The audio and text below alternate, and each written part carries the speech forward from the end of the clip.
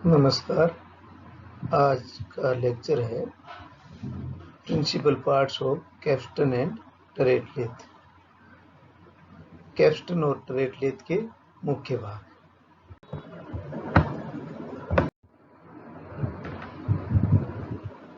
Capstan और turret lathe के ज़्यादातर भाग तो इंजन लेथ के समान ही होते हैं, परंतु उसमें टेल स्टॉक के स्थान पे टरेट होता है और उसको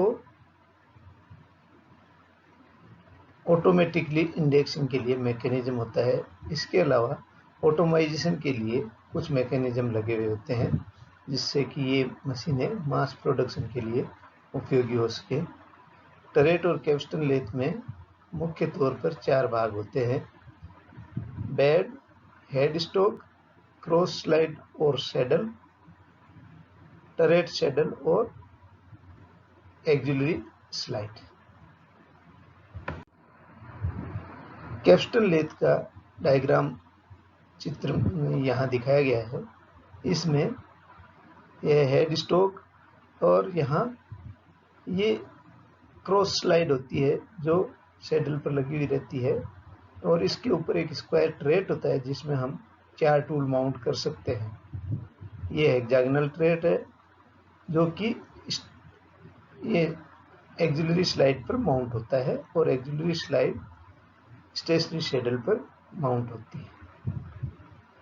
ये जो एक्सिलरी स्लाइड है ये स्टेशनरी स्लाइड पर मूव करती है और इसके ऊपर हेक्सागोनल टरेट माउंट रहता है। यह टरेट लेथ का चित्र है। इसमें हम देख रहे हैं कि ज़्यादातर पार्ट्स कैप्स्टन के समान ही है, परंतु हेक्सागोनल टरेट मूवेबल सैडल पर माउंट रहता है और एक्सिलरी स्लाइड नहीं होती। तो मुख्य भाग है कैप्स्टन और टरेट का बेड, जो कि एक बॉक्स लाइक कास्टिंग होती है जिसमें एक्यूरेट गाइडवेज बने हुए होते हैं और उनके ऊपर कैरिज और टरेट सैडल माउंट होती है। बेड की डिजाइन मशीन की मजबूती के लिए, रिजिडिटी के लिए और उसका परमानेंट अलाइनमेंट बना रहे मशीन की सर्विस के दौरान इस तरह से की जाती है। दूसरा मुख्य भाग है हेड स्टॉक। हेड स्टॉक भी एक बड़ी कास्टिंग होती है, जैसा हमने चित्र में देखा। मशीन के बाईं ओर हेड स्टॉक बेड पर माउंट होता है और हेड स्टॉक कैप्स्टन और टरेट में 4 प्रकार के हो सकते हैं। पहला है स्टेप कोन पुली ड्राइवन हेड स्टॉक। ये सिंपलेस्ट टाइप का हेड स्टॉक होता है और ये छोटी कैप्स्टन लेथ में काम में लेते हैं जहाँ पे कि जॉब का डायमीटर ऑलमोस्ट कांस्टेंट होता है और स्पीड वेरिएशन की ज़्यादा आवश्यकता नहीं होती। दूसरी तरह का हेड स्टॉक होता है direct electric motor driven head stock. इसके अंदर स्पिंडल, मशीन का स्पिंडल और मोटर की आर्मेचर की एक ही शाफ्ट होती है और स्पीड डिफरेंस या मशीन को रिवर्स डायरेक्शन मोटर को कंट्रोल करके ही किया जाता है। 3 से 4 वेरिएबल स्पीड्स हमें इसमें प्राप्त होती हैं। ये इस तरह का हेड स्टॉक वहाँ पर उपयोगी है जहाँ पे कि उच्च गति से छोटे व्यास के वर्कपीस बनाए जाने हों। तीसरी तरह का हेड स्टॉक होता है ऑल गियर्ड हेड स्टॉक, जो कि बड़ी लेथ होती हैं कैप्स्टन और टरेट, उन पर काम में लेते हैं और इसमें स्पीड चेंजिंग के लिए कई तरह के मैकेनिज्म काम में ले सकते हैं और यह स्पीड चेंज मशीन को रोके बिना की जा सकती है। चौथी तरह का हेड स्टॉक प्री ऑप्टिव या प्री सिलेक्टिव हेड स्टॉक होता है। इसके अंदर भी गियर्ड हेड स्टॉक होता है, लेकिन इसमें तुरंत रोकना और तुरंत स्टार्ट करना और गति परिवर्तन के लिए पुश बटन या लीवर होता है। अगले ऑपरेशन के लिए जो गति की आवश्यकता होती है वह पहले ही सेलेक्ट कर ली जाती है और सेट कर दी जाती है और मशीन स्पीड चेंजिंग लीवर को उस पोजीशन में फिक्स कर दिया जाता है। जो ही ऑपरेशन कंप्लीट होता है, लीवर ऑपरेट होता है और मशीन नेक्स्ट स्पीड पे रन करने लग जाती है। यह मैकेनिज्म फ्रिक्शन क्लच के द्वारा संपन्न हो पाता है। तीसरा प्रिंसिपल पार्ट है क्रॉस स्लाइड और सैडल।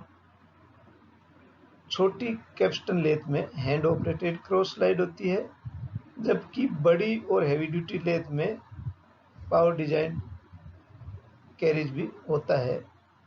और ये दो तरह की कैरिज हो सकता है। सैडल को हम कैरिज भी बोलते हैं, तो कन्वेंशनल टाइप कैरिज और side hung type carriage. Conventional type carriage के अंदर ये दोनों जो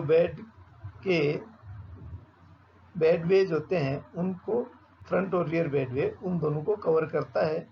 और इसमें सामने की तरफ 4 स्टेशन टाइप टूल पोस्ट लगा हुआ होता है और एक रियर टूल पोस्ट पीछे की तरफ लगा रहता है, जिसपे कि टूल उल्टी डायरेक्शन में लगा हुआ होता है। दूसरी तरह की कैरीज होती है साइड हंग टाइप कैरीज, जो कि normally heavy duty turret lathe में काम में लेते हैं। और इस तरह की कैरीज को माउंट करने के लिए टरेट लेथ में सामने की तरफ टॉप और बॉटम गाइडवेज होते हैं, उन पर यह माउंट रहती है। और इस तरह की कैरीज काम में लेकर हम बड़े डायमीटर के जॉब मशीन कर सकते हैं।